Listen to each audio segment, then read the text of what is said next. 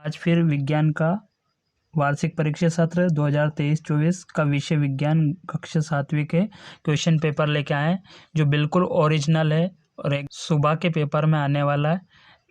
विज्ञान का हर एक क्वेश्चन इसमें दिया गया है, बिल्कुल ओरिजिनल पेपर है। आप पिछले वीडियो उठा करके देख लीजिए और पिछले क्वेश्चन पेपर को उठा करके देख लीजिए, आपको जो भी वीडियो बनाया गया बिल्कुल ओरिजिनल है।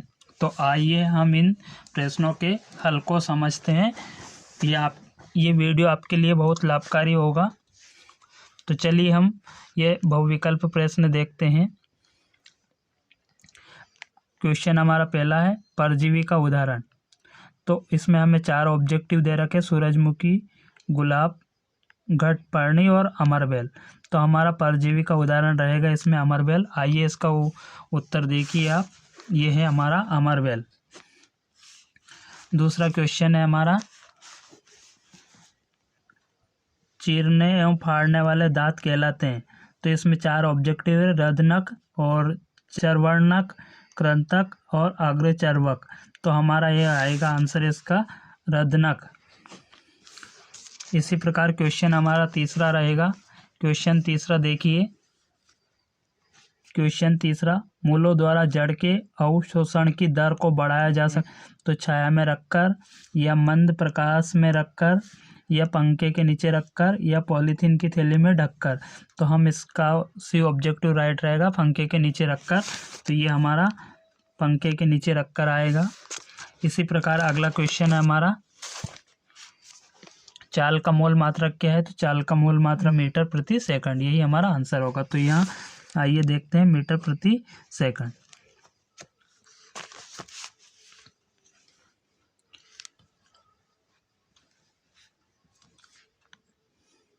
पांचवा क्वेश्चन है, जल प्रदूषण के कारण होने वाली बीमारियां कौन सी है। जैसे टाइफाइड, कैंसर, टीबी या मलेरिया। तो इसका आएगा हमारा सी ऑब्जेक्टिव सही रहेगा टीबी, जैसे यहाँ लिखा भी है टीबी। इसी प्रकार अब हमारे रिक्त स्थान रहेंगे। रिक्त स्थान देख लीजिए, पादपों संरक्षित खाद्य का भंडारण के रूप में होता है। तो इसका आएगा स्टार्च। किसके रूप में होता है हमारा, स्टार्च के रूप में। अगला प्रश्न है, कैल्शियम कार्बोनेट के कठोर कवच वाले जंतुओं का आहार करती है। तो इसका आएगा भोजन को चबाने के लिए, भोजन को चबाने के लिए। अगला क्वेश्चन है, डॉक्टरी थर्मामीटर के बल्ब में धातु का उपयोग किया जाता है। तो इसमें पारा धातु का उपयोग किया जाता है, जैसे लिखा है पारा धातु। इसी प्रकार अगला प्रश्न है, रोगाणुओं के खिलाफ लड़कर रोगों को ठीक करने का काम कणिकाओं का होता है। तो इसमें आता है श्वेत रक्त कणिकाएं। तो ये हमारा आ जाएगा श्वेत रक्त कणिकाएं। इसी प्रकार अगला प्रश्न है, झूले की गति, गति का उदाहरण है। कौन सी गति का उदाहरण है, इसमें आएगा दोलन गति का उदाहरण रहेगा। दोलन गति का उदाहरण हमारा रहेगा। तो ये हमारे 10 क्वेश्चन हो चुके हैं। अब 11 जैसे लिखा है, प्रकाश संश्लेषण किसे कहते हैं। तो प्रकाश संश्लेषण किसे कहते हैं, तो इसका आंसर होगा हमारे पास वह प्रक्रिया जिसमें प्रकाश ऊर्जा रासायनिक ऊर्जा में बदल जाती है। तो वह प्रकाश संश्लेषण कहलाता है। तो यहाँ लिख देंगे हम, वह प्रकाश संश्लेषण कहलाता है। 12वां, अग्रचर्वणक के कार्य लिखिए। तो इसमें हो जाएगा भोजन को चबाने और पीसने के लिए। फिर अगला प्रश्न हम देखेंगे, कोई 2 प्राकृतिक एवं रासायनिक सूचकांकों के नाम लिखिए। तो हम रासायनिक और प्राकृतिक सूचकांकों के नाम लेगा। प्राकृतिक सूचकांक लिटमस और हल्दी, और रासायनिक सूचक हो जाएंगे फिनाल्फथैलीन और मेथिलीन ऑरेंज। अगला प्रश्न है, डायलिसिस किसे कहते हैं। तो डायलिसिस किसे कहते हैं, इस प्रश्न का उत्तर हम देखेंगे। तो ये हमारे पास है, शरीर के अपशिष्ट उत्पादों और अतिरिक्त फ्लूइड को हटाने के लिए एक कृत्रिम प्रक्रिया होती है जिसे डायलिसिस कहा जाता है।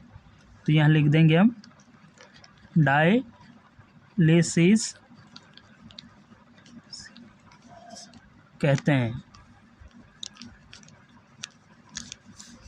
फिर अगला प्रश्न है पादपों में जनन के प्रकारों के नाम लिखिए। तो पादपों में जनन के प्रकार के नाम हम देखेंगे। हमारे दो होते हैं, एक होता है अलैंगिक जनन और दूसरा होता है लैंगिक जनन। अगला प्रश्न है होमियोस किसे कहते हैं। जैसे अगला प्रश्न लिखा है होमियोसिस किसे कहते हैं, तो इसका उत्तर हम देखेंगे। तो इसका उत्तर होगा कि मिट्टी की सबसे ऊपरी परत को होमियोसिस कहते हैं, ना मिट्टी के ऊपर जो परत होती है सबसे ऊपरी, उसको ही होमियोमस कहते हैं। तो ये हमारा 16 क्वेश्चन हो गए। अब हम अगले क्वेश्चन को देखते हैं। जैसे थल समीर का सचित्र वर्णन कीजिए। थल समीर का सचित्र वर्णन करना है तो चित्र आप विज्ञान की पुस्तक में देख सकते हैं।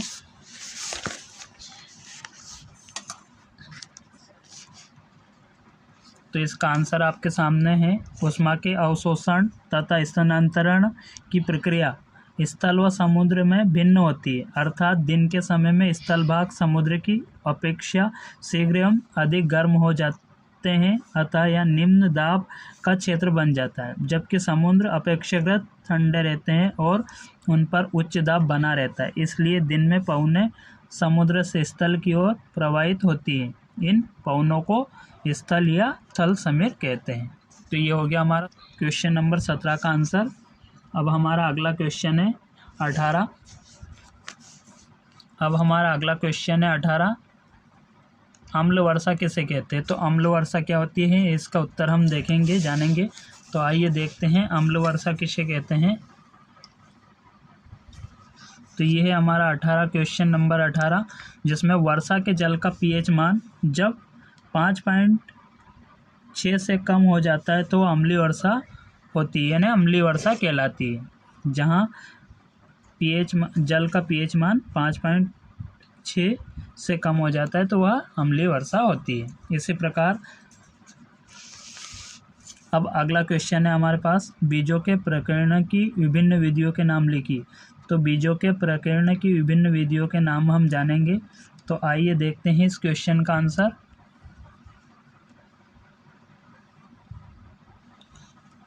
ये हमारा प्रश्न क्रमांक 19 का आंसर है। जैसे इसमें लिखा है बीजों का प्रकीर्णन की विभिन्न विधियां, तो दो विधियां होती है, वायु द्वारा फल और बीजों में प्रकीर्णन सबसे अधिक वायु की वजह से होता है, और दूसरा है जल द्वारा प्लावन संरचना को विकसित करने के, इसमें क्या है, प्लावन संरचना को विकसित किया गया होता है। ये हमारा क्वेश्चन 19 का आंसर था। अब अगला क्वेश्चन हमारे पास है, देखते हैं।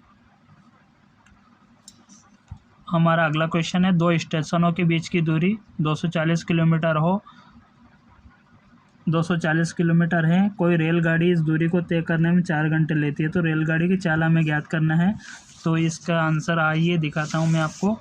तो इसका आंसर हमारे पास ये रहेगा, क्वेश्चन क्रमांक 20 का आंसर। तो इसमें चाल निकालनी है, तो चाल का सूत्र होता है दूरी बटा समय, और दूरी हमें दे रखी है 240 किलोमीटर और समय लगता है 4 घंटे। तो चाल का सूत्र हमने लगा दिया 240 किलोमीटर बटा 4 घंटे। तो 4 का भाग देंगे तो 4 छक्के 24, और ये हो जाएगा हमारा 0 का 0, तो ये ना 60 किलोमीटर प्रति घंटा। तो रेलगाड़ी की जो चाल होगी वो 60 किलोमीटर प्रति घंटा होगी।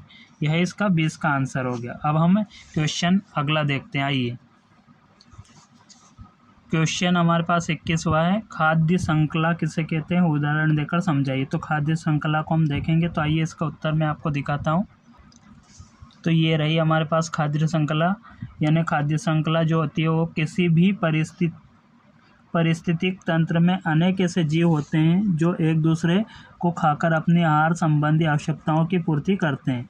किसी पारिस्थितिक तंत्र में एक जीव द्वारा दूसरे जीव को खाने की क्रमबद्ध प्रक्रिया को खाद्य श्रृंखला कहते हैं।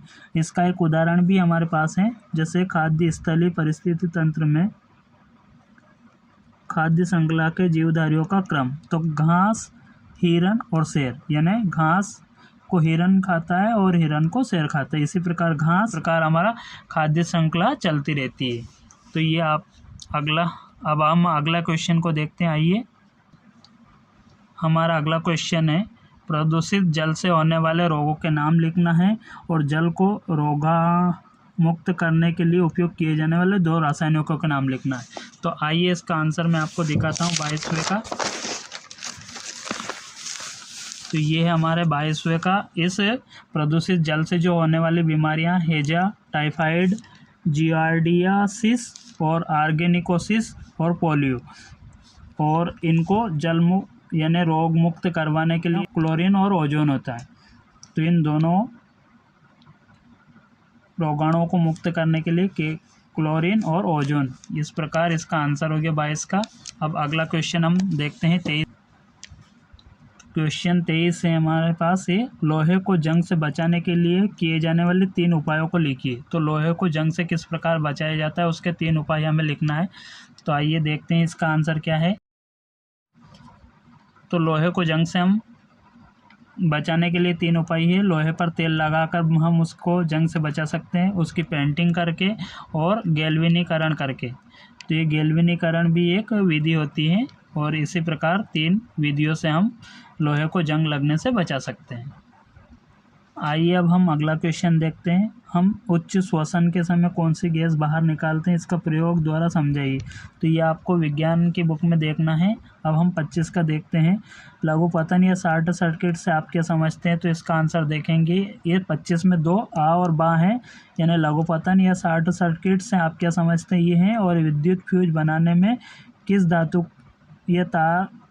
धातु का तार उपयोग किया जाता है और क्यों। तो ये हम देखेंगे। आइए,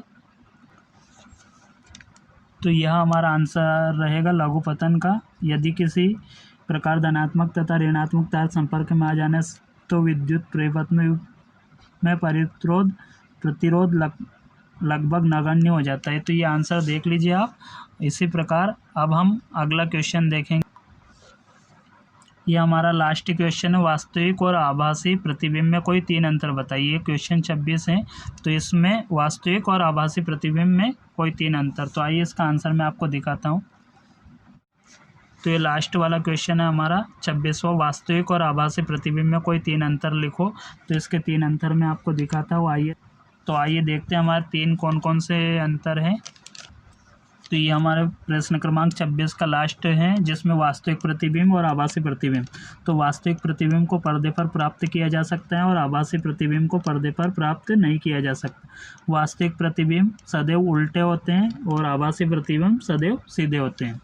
वास्तविक प्रतिबिंब दर्पण के आगे बनता है, आभासी प्रतिबिंब दर्पण के पीछे बनता है। तो ये हमारे 3 अंतर हैं, आप इनको देख लीजिए। और ये बाकी ये भी हैं, तो आप इनको याद करें, सुबह के पेपर की अच्छी से तैयारी करें। आशा है कि आप अच्छे स्कोर लाने की कोशिश करें। जो समझ में नहीं आया वो अपनी पाठ्य पुस्तक में ज़रूर देखें। जय हिंद, वंदे मातरम।